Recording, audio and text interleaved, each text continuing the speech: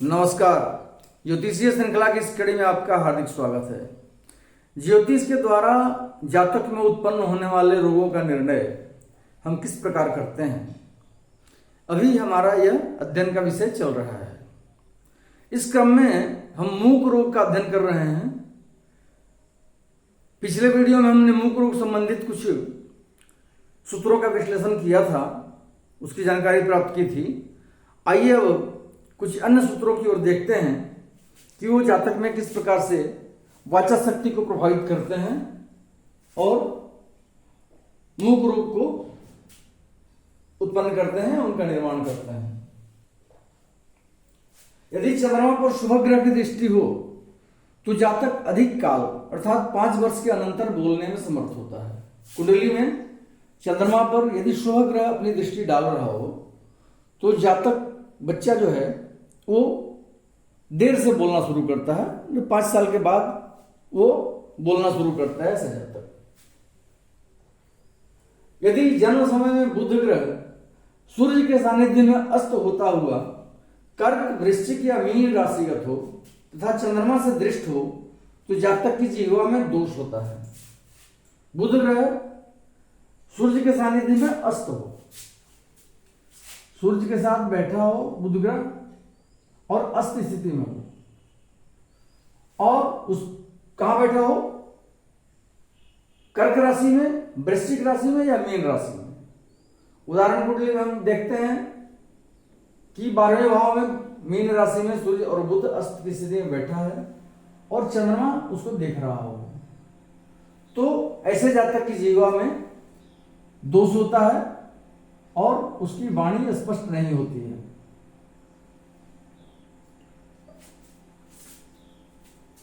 अगला पॉइंट है, यदि छठे स्थान का स्वामी बुध चतुर्थ, अष्टम अथवा द्वादश भावगत हो तो जातक गूंगा होता है। पहला कंडीशन क्या है कि छठे भाव का स्वामी बुध हो। छठे भाव का स्वामी बुध किस स्थिति में होगा, जब मेष लग्न की कुंडली होगी तब छठे भाव का स्वामी बुध होगा। छठे भाव में कन्या राशि स्थित होगी अथवा कर्क राशि की, मकर राशि की कुंडली होगी तो छठे भाव में मिथुन राशि की स्थिति होगी तो षष्ठेश बुध होगा। अब यदि षष्ठेश बुध चतुर्थ में, अष्टम में अथवा द्वादश भाव में, जिसको हम मोक्ष त्रिकोण बोलते हैं, जिसकी जानकारी हम पीछे के वीडियो में प्राप्त कर चुके हैं, यदि चतुर्थ, अष्टम या द्वादश भाव में स्थित हो तो जातक गूंगा होता है। फिर से जान लें, छठे भाव का स्वामी बुध हो और चतुर्थ में, अष्टम में अथवा द्वादश भाव में स्थित हो तो जातक गूंगा होता है। यदि चंद्रमा और मंगल लग्नगत हो तथा जातक का जन्म शुक्ल पक्ष का हो तो जातक गूंगा होता है। चंद्रमा और मंगल लग्न में बैठा हो और जातक का जन्म शुक्ल पक्ष का हो तो वैसा जातक गूंगा होता है।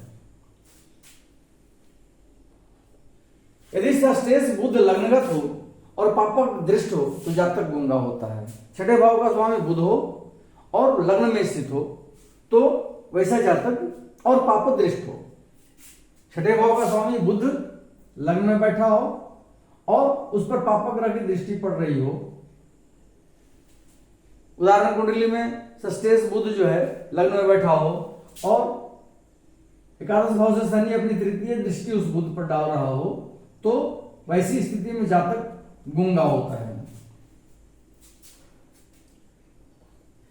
यदि बुध मकर अथवा कुंभ राशि में हो तो जातक की बोली अच्छी नहीं होती।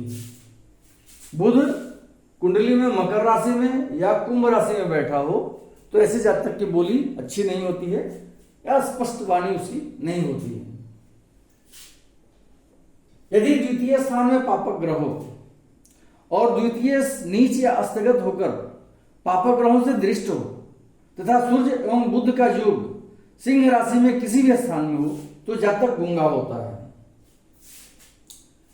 कुंडली में द्वितीय भाव में पापक ग्रह बैठा हो, द्वितीय नीच राशि में बैठा हो या सूर्य के सानिध्य में आकर के अस्त हो गया हो और सूर्य और बुध सिंह राशि में किसी भी कुंडली में बैठे हों, किसी भी स्थान में बैठे हों, सिंह राशि में होकर के तो वैसा जातक गूंगा होता है।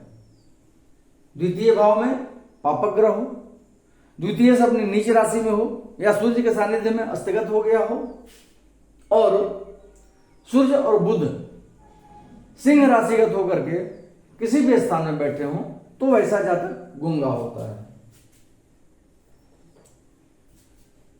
अगला बिंदु है कि जन्म लग्न या चंद्र लग्न से षष्ठ, अष्टम अथवा द्वादश भाव में द्वितीय या कारक ग्रह बुध हो तथा इन पर पापक ग्रह की दृष्टि हो या वे पाप युक्त हो और इन पर शुभ ग्रह की दृष्टि न हो तो जातक गूंगा होता है। क्या है? जन्म लग्न से या चंद्र लग्न से छठे, आठवें अथवा द्वादश भाव में द्वितीय से कारक ग्रह बुध हो। द्वितीय भाव का स्वामी कहां बैठा हो? छठे भाव में, अष्टम भाव में या द्वादश भाव में। या कारक ग्रह बुध होता है। किस चीज का कारक ग्रह? वाणी का कारक ग्रह। वाणी का कारक ग्रह बुध छठे में, आठवें में अथवा द्वादश भाव में बैठा हो। और अच्छा, लग्न से या चंद्र से? लग्न से भी इसको देखेंगे, या चंद्रमा से छठे, आठवें या 12वें भाव में द्वितीय या कारक ग्रह बुध बैठा हो और इन पर पापक ग्रह की दृष्टि हो। द्वितीय या बुध षष्ठ में, अष्टम में अथवा द्वादश में बैठा हो, उस पर पापक ग्रह की दृष्टि पड़ रही हो या पापक ग्रह की युति हो उनके साथ, और वे शुभ ग्रह से दृष्ट नहीं हो, उन पर शुभ ग्रहों की दृष्टि नहीं पड़ रही हो, तो वैसी स्थिति में जातक गूंगा होता है। फिर से जान लें, चंद्रमा लग्न से, जन्म लग्न से या चंद्र लग्न से षष्ठ, अष्टम या द्वादश भाव में द्वितीय अथवा वाणी का कारक ग्रह बुध बैठा हो, उस पर पापक ग्रह की दृष्टि पड़ रही हो या उनके साथ पापक ग्रह बैठा हो तथा शुभ ग्रहों की दृष्टि उन पर नहीं पड़ रही हो, तो जातक गूंगा होता है। अगले वीडियो में हम कंठ रोग से संबंधित जो सूत्र हैं उनकी चर्चा करेंगे। नमस्कार।